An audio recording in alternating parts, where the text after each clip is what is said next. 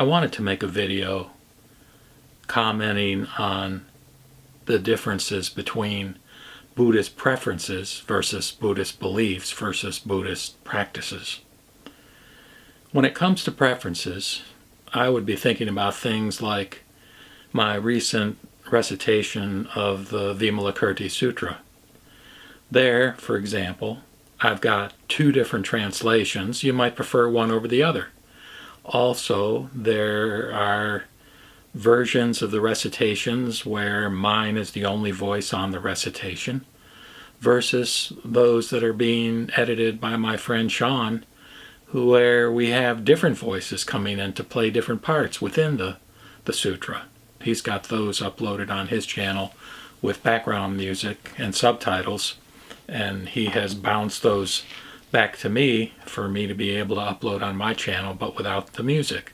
Some of you may prefer the music in the background, some may prefer no music. I'll put a reference to his channel down in the description of this video. Another kind of preference, as I sort of alluded to in the context of the Vimalakirti, might be a different translation of a given sutra. So for example, if you go to my playlist on the Heart Sutra, you'll see various translations, including one video, I believe, that has the sutra being recited in Japanese. So here again, you may have a different preference with regard to which translation most resonates with you. And of course, I'm doing these recitations on my channel, but there are other channels that have recitations by other folks. You may prefer another person's voice over my voice when you're listening to the recitation of a given sutra. So that's another aspect of preference. The other kind of preference might be in terms of art forms. For example, I really like Buddhist Chinese painting. Other people may prefer Buddhist sculpture. Other people may prefer arts of Vietnam or Burma or Japan. These again are differences simply in preference. It's very interesting to me how Buddhists within different cultures have been inspired to create art, to create painting, sculpture, various kinds of art, and how the nature of the forms that are created is obviously influenced by the culture within which they're being created. And of course now here in America we're getting some of our own forms of art, and these can be found on the internet, no doubt. With regard to beliefs, one sort of stream of Buddhism would be focused on a belief in sunyata or emptiness, and this would be associated primarily with the Zen school, for example. They would look toward the Prajnaparamita Sutras as a source of inspiration.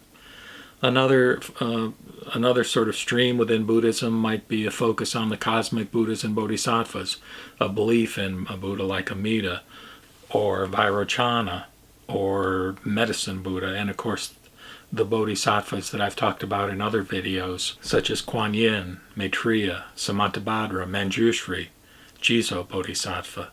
And then also in terms of beliefs, the different Buddhists might have beliefs in various kinds of rituals or icons.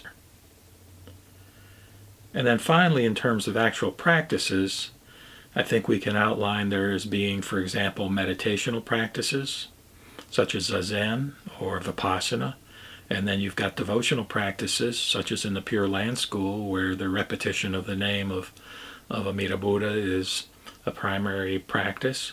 And then you also have the practice of study, for example, studying the various sutras as a form of practice, or studying and following the Vinaya, or the rules of discipline that the monks follow within the various sects that have monastic kinds of traditions.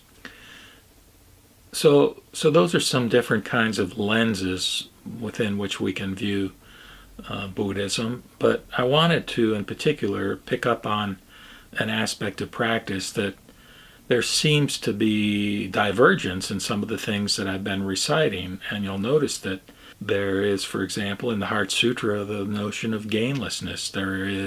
There are parts of the Vimalakirti Sutra in which recommendations are made that the Bodhisattva actually doesn't follow the rules of discipline associated with traditional monastic kinds of traditions.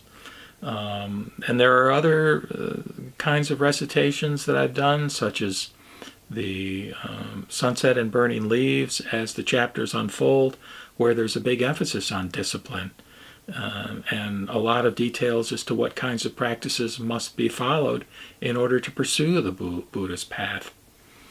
Well, in this regard, this is the most important and bottom line message in this particular video, is that we always have to keep in mind the notion of expedient means, or upaya, from the Lotus Sutra.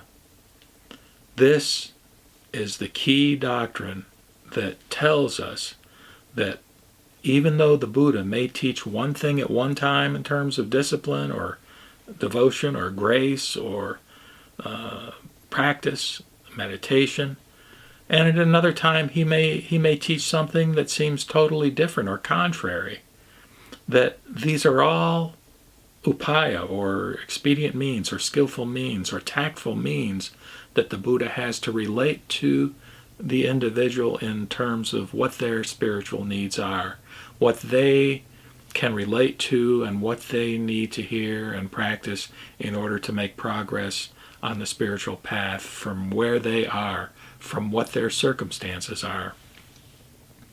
So this is how the various sects develop, is in the context of these variable kinds of needs and foci. Are there common elements across all aspects of Buddhism? I think probably so. We can talk about the three refuges. For example, we take refuge in the Buddha and in the Dharma and in the Sangha. And we should have mutual respect for each other in that regard. I have avoided in my videos being critical toward any particular sect and even toward any particular religion as far as that goes. And recently I joined an interfaith council here in my local area where we've got representation of the various religions, and where our goal is to have more open communication and appreciation for some of the differences, as well as to identify some of the commonalities across religions, of which there are many, as I've sort of alluded to in another video. And also, I'm quite sensitized to the references in some of the Mahayana sutras in terms of their apparent antagonism toward the so-called Hinayana tradition, or what I think of as the Theravadan school, which is actually the one surviving school from the Nikaya kind of tradition of the early Pali canon.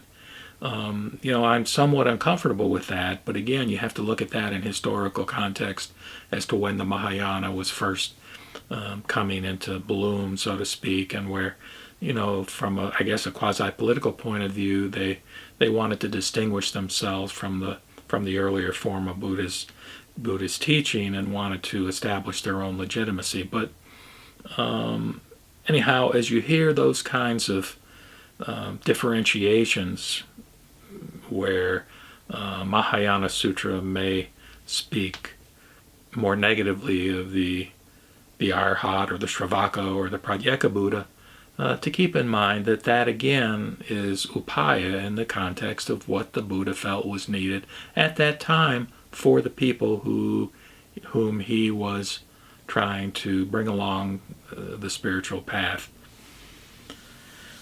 So, what does this mean? One of the things this means, I think, is that we should be cautious about any belief system that's adhered to in what I would think of as a fundamentalistic way, where the belief system is considered by its adherents to be the be-all, end-all, and the only true way of thinking, believing, practicing.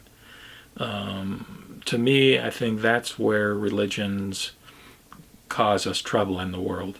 And so, I, in that context, wish to avoid being critical toward any particular Buddhist sect or toward any particular religion.